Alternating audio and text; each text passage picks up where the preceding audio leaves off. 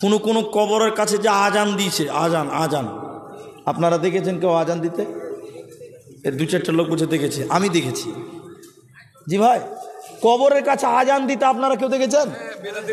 দিচ্ছে কি আজান? এদিকে দেখেন, এই যেগুলো মেয়েদের দান। একটু পরে দোয়া করছি, হ্যাঁ একটু পরে দোয়া করছি ভাই, হ্যাঁ একটু পরে দোয়া করবো, ধৈর্য ধরেন।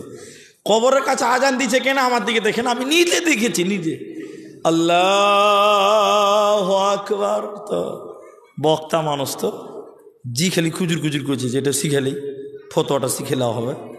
তো আমি ভাই ছোটদের কাছেও শিখি, ছোট হলো তো কি হলো, দিন শিখতে লজ্জা কিসের না জি ভাই। তো আমি বললাম যে ভাই আজান দিচ্ছেন, আমরা তো কোনোদিন আজান দিই না, তা আজান কেন দিয়েছেন যে ভাই? তো বলছে যে কেন আপনি জানেন না আজান দিতে হয়? বলে না, এটা আমার জানাই নাই। বলেন কেন আজান দিলেন? আমার দিকে দেখেন কি উত্তর দিচ্ছে, দেখেন।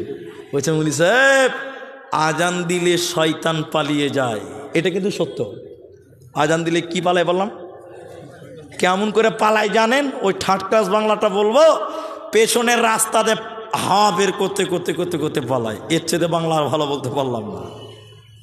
শয়তান একদম ওইটা বার করতে করতে পালায়। তা আমি বললাম এটা তো আমি জানি যে আজান দিলে শয়তান পালায়, তুই এখানে কেন আজান দিলে? তো বলছে মুলি সাহেব, কবরে এখন ফেরেশতা প্রশ্ন করবে, আজান দিয়ে শয়তানটিকে তাড়িয়ে দিলাম, ডিস্টার্ব যেন করতে না পারে।